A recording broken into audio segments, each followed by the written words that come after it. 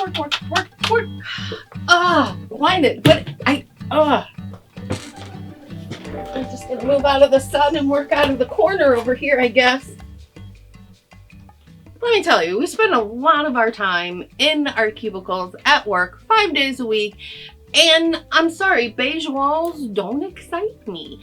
So I'm actually going to be renovating my cubicle space, and I want you guys to join me in this venture. But the first thing I need to take care of in this space is I want to add a little bit of color, and apparently I'm part vampire because the sun is about to kill me.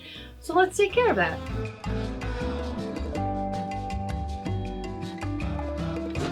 For today's project, we're going to be using the Ultra 60 watt, which takes the full-size glue sticks. And let's talk about the glue sticks we're using. Oh, these magical little unicorns over here are the fabric sticks. And these things are washable, they are flexible, and they create a really strong bond, which is perfect when you're talking no-soap projects. Now, let's talk about the fabric. Okay, I'm gonna get a little ridiculous for just a second. I love this fabric so much. If you guys saw the glasses DIY, I used the sister fabric to this, which was a tan color. This is this really beautiful light mint color with gold threading through it. And the thing that I love about this fabric so much is usually if it has metallic thread, it's a little scratchy. This stuff is like smooth. You might also notice that I'm actually wearing the fabric. Yes, this skirt is almost the same exact color. It's like the darker version. So when I say I love this fabric, I really love this fabric. And the other thing is I thought what would be really cute for our tie back are these little tassel guys, right? How cute is that going to be? Now I got about 3 yards of the fabric and about 2 yards of the tassels. And the other things you're gonna need for this project are going to be a ruler, you're gonna need a set of scissors, this is another form of a ruler, but a bigger ruler. And also I have some Tailors Chalk here as well. And then the other thing is a handy dandy iron. It was supposed to puff smoke. I told it what to do. It's very difficult to work with. I mean, come on. Actors these days. So let's get crafting. So the first thing we're gonna need to do is actually measure our window. Now, I went ahead and measured the width, and the width was about 35 inches, which is perfect because most fabric comes in a width of 45 inches. So we could use the width of our fabric to cover our window. So it gives us a little bit of extra on the side. Perfect. The next thing we want to do is measure the length of the window. Turned out to be about 57 inches. Now that we have our window measurements, we're going to add in our seam allowances. And at the top, we just need to make sure we're also adding in room, not only for the seam, but for the curtain rod to slide right in. And our diameter on our curtain rod is about 1 inch. And we want to leave about 1/2 inch of wiggle room. And then we're also gonna add our seam allowance. So our seam itself will be 1/2 inch. And then we need to think about the bottom of the curtain. And then for the bottom, we're gonna go ahead and add in 1 inch seam allowance. Now you might be asking yourselves, Jen, what about the sides of your curtains? Well, you absolutely could put it in the seam allowance for the sides of your curtain, but with this fabric, this magic fabric that needs to be in everybody's life, there is the selvage of this fabric is super cute, and with the tassels, it just kind of reads really well. So you have like the gold thread in here, and it just looks really cute. So we decided that we are leaving in the selvage, so we don't even need to do a side seam allowance. Now, the next thing we're gonna wanna do is actually measure out our fabric. So we know that our length of our fabric is going to be 60 inches. So we just need to measure and cut. Something to think about before you start measuring your fabric. You take this to a fabric store and you buy it and they cut it on the counter, right? Unless they are ripping the fabric, that cut is not going to be a straight line. So this is cut, but I can tell just by looking at it, this isn't straight. So what we're gonna wanna do is we're gonna wanna take our scissors. Let me get ready for this. I'm telling you, this never gets old. It never gets old. The first time you do it, you will be filled with so much anxiety, but then after that, you'll just be like, wee, like you're on a roller coaster of fabric. So I'm just placing a snip in the fabric, just like that. So just right up at the top. and then grabbing it and tearing. Tearing. So now you have a straight line to measure from. So let's get our measuring tape. So then I just take my measuring tape and follow along my selvage. And then again, when you get to that 60 mark, just give it a snip into the fabric. Rips with satisfaction. The other thing is, don't go crazy on the ripping of the fabric because it can rip in the other direction. So you just want to make sure you're doing it in a nice controlled way. I've just laid down a towel on my surface to protect it while I iron. And we're just going to take our fabric and lay it out. And you just want to follow the directions for your material and your iron. And we just want to iron out those creases.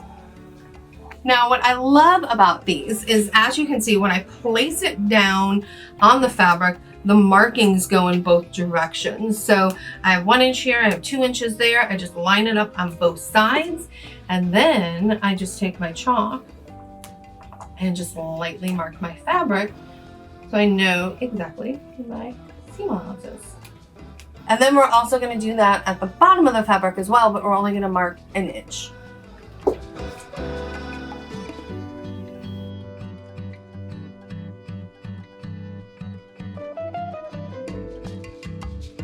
So now that we have our seam allowance marked, you are simply going to fold it onto the seam allowance, and we are going to iron right on that spot so we get that nice crisp edge.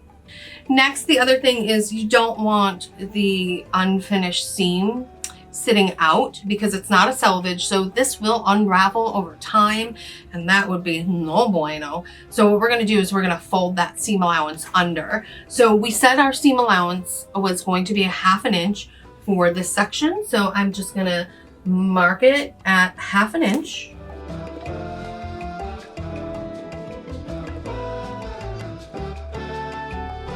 And then we just kind of roll these under like so and iron.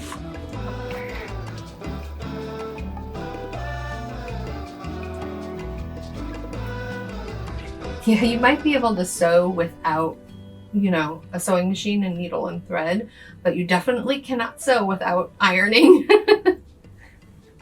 All right, now that it is all cooled down, we're actually going to open up our seam allowance. And what we're going to do is we're only going to be placing the glue right on this folded section, because if we go over that, it's actually going to start closing the area, the pocket where the rod is going to slide into.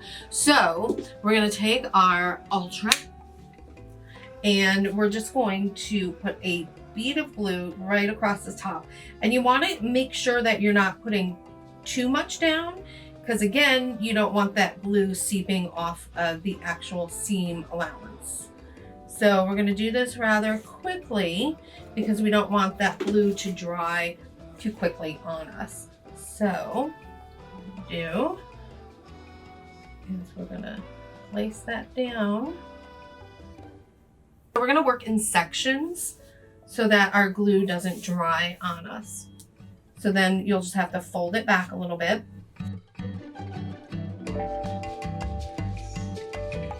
Now, the other thing is oftentimes you're gonna, are you noticing it? Like the fabric, the weight of the fabric is starting to slide it off the table. So if you need to, go ahead and find something a bit heavy. Place it on your fabric. I know, genius idea. I feel like I need to lean in and talk about this one.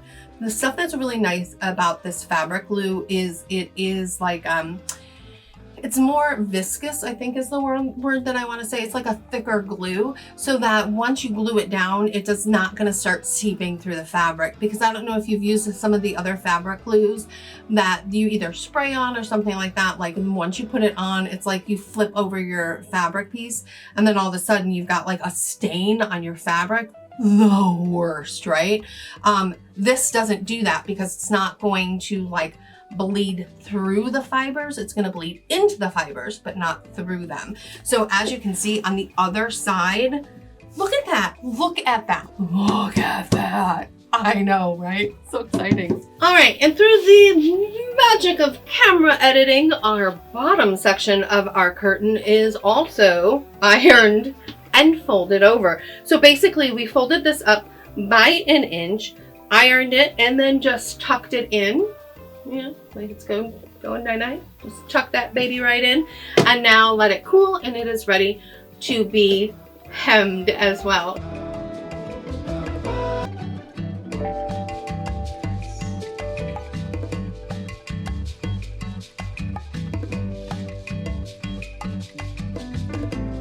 Before we hang up our curtains, the last thing we need to do is actually create our tie. So all I'm gonna do is, well, I'm gonna find the middle point by taking the ends together and pulling it like so.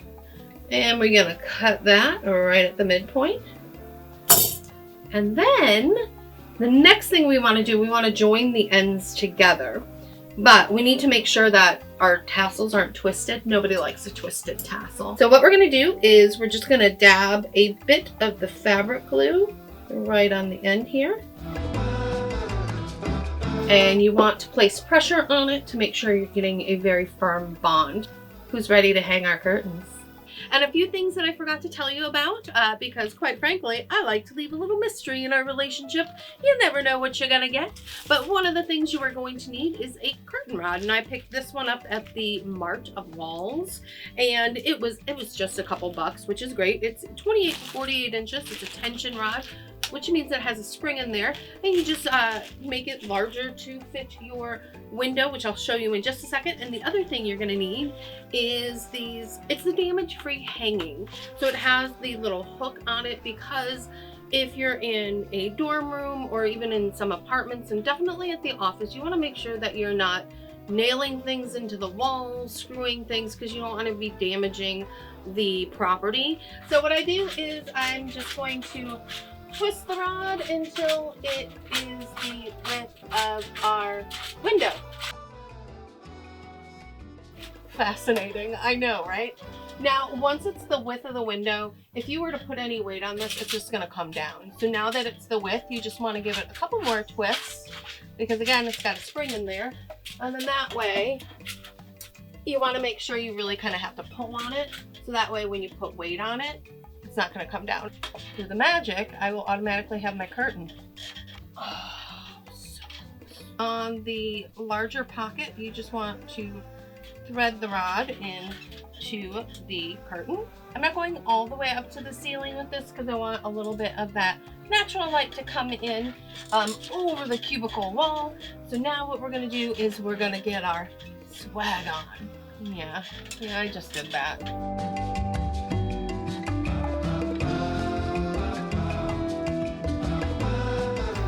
So we're just gonna attach it onto there, right? Now for my favorite part about curtains is futzing with them to make the swag look good.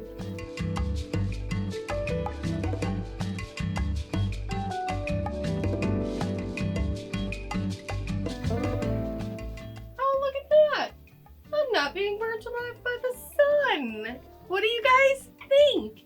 I think it looks so great. Not only does it serve the purpose of not blinding me, but it also kind of warms up the area and makes it look really cute and adds a little bit of a pop of color. If you want to see more great DIYs like this and see what becomes of my cubicle space, make sure that you are subscribed to our channel and you've got your notifications turned on. You can do that by clicking on that bell. Be sure to follow us on all our social media as Surebonder.